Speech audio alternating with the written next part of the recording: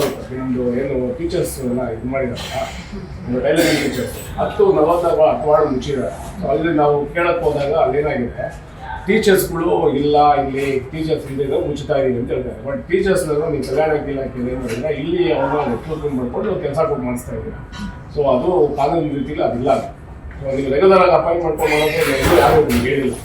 So ಅದು ನಾನು bite ಮೊನ್ನೆ ಝೋನಲ್ ಆಫೀಸರ್ ಗೌರ್ಮೆಂಟ್ ಕಮಿಷನ್ ಕೇಳಿದ್ದಕ್ಕೆ ನನಗೆ ಮಾಹಿತಿ ಇಲ್ಲ ಅಂತವರು ಎದ್ದೋಗ್ಬಿಟ್ರು. ಸೊ ನನಗೆ ಅಲ್ಲಿಂದ ಆಡಳಿತ ಶಾಖೆ ಅವ್ರು ಹೇಳಿದ್ದಾರೆ. ಸೊ ನಮ್ಮ ಮಾಹಿತಿ ಬಂದರೆ ಕಂಪ್ಲೇಂಟ್ ತೊಗೊಂಡ್ರೆ ನಾನು ಮಾಡ್ತೀನಿ.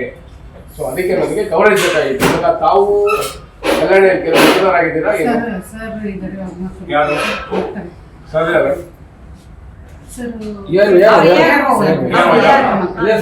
ನಿನ್ನೆ ಪಿ ಎ ಫೋನ್ ಮಾಡಿದ್ರು. ಯಾರು ಮಾಡಿದ್ದು? ನಿಮ್ಗ ಪಿ ಎ ಮಾತಾಡೋದಲ್ಲ ನಿನ್ನೆ ಯಾರು? ಝೋನಲ್ ಕಮಿಷನರ್ ಹತ್ರ ಪಿ ಎ ಅಲ್ಲ ಅವ್ರು ಮ್ಯಾಮ್ ಅವ್ರು ನಿನ್ನೆ ಒಬ್ಬರ ಹತ್ರ ಮಾಹಿತಿ ತಗೊಂಡ್ರು. ಅವ್ರು ಅವರೇ ಇಲ್ಲೂ ಫೋನ್ ಮಾಡಿದ್ರು. ಯಾರೋ ಒಬ್ರು ಮಾಹಿತಿ ಕೊಡ್ತಾರೆ, 4 ಜನ ಮಾತ್ರ ಇದ್ದಾರೆ.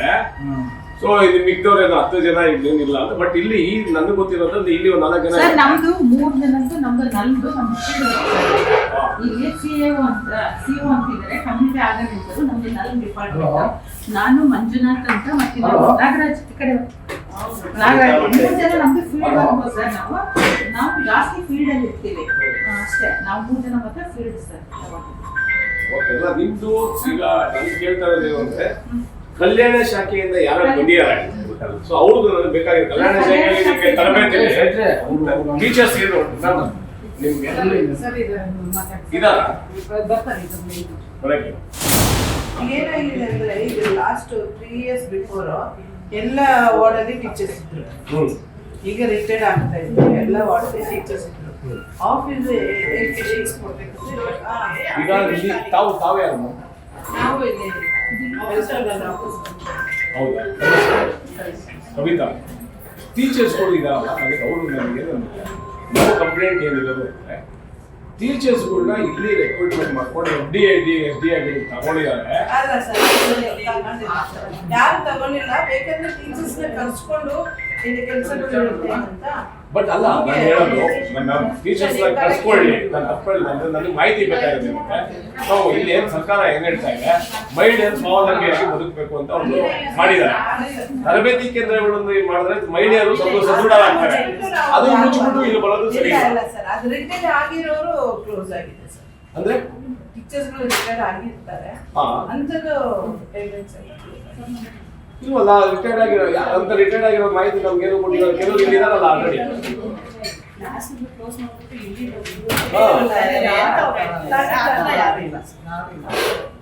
ಸೊ ಆಮೇಲೆ ಇಲ್ಲಿ ಇನ್ನೊಬ್ರು ಕಮಲಮ್ಮ ಅನ್ನೋರು ಇರ್ತಾರೆ.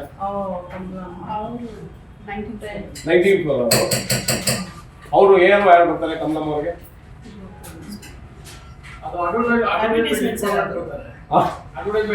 ನಿಮ್ ಏನು ಹೆಸರೇ ಬರ್ತಾರೆ ಸರ್? ಬರಕ್ಕೆ ಮೀಟಿಂಗ್ ಹೋಗಿದ್ದಾರೆ, ಬರ್ತಾರೆ.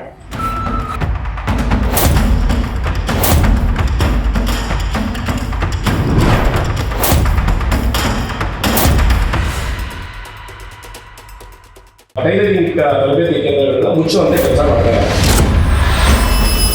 ಒಂದು ವೇಳೆ ಏನಾದರೂ ಈ ರೀತಿ ರಿಕ್ರೂಟ್ಮೆಂಟ್ ಮಾಡ್ಕೊಳ್ಳೋದಕ್ಕೆ ನಡೆದಿರೋದೇ ನನಗೆ ಗೊತ್ತಿಲ್ಲ.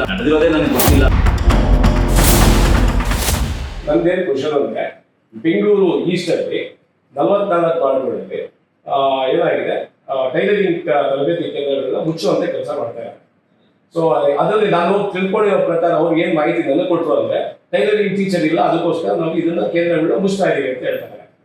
ಬಟ್ ಆದ್ರೆ ಏನಾಗಿದೆ ಅಲ್ಲಿ ಬೆಂಗಳೂರು ಈಸ್ಟ್ ಅಲ್ಲಿ ಆ ಟೈಲರಿಂಗ್ ಟೀಚರ್ಸ್ಗಳನ್ನ ನಿಮ್ಮ ಬೆಂಗಳೂರು ಈಸ್ಟ್ ಅಲ್ಲಿ ಕೆಲವೊಂದು ಇಲಾಖೆಗಳಲ್ಲಿ FDA ಮತ್ತು SDAಗಳಾಗಿ ನೇಮಕ ಮಾಡ್ಕೊಂಡಿದ್ದಾರೆ. ಅಲ್ಲಿ ಕೆಲಸ ಮಾಡ್ತಾ ಇರೋದು ನನ್ನ ಗಮನಕ್ಕೆ ಬಂದಿದೆ ಸರ್. ಸೊ ಅದಕ್ಕೋಸ್ಕರ ನಿಮ್ಮ ಹತ್ರ ನೀವು ಇದ್ರ ಬಗ್ಗೆ ನಿಮ್ಗೇನೋ ಮಾಹಿತಿ ಇದೆಯಾ?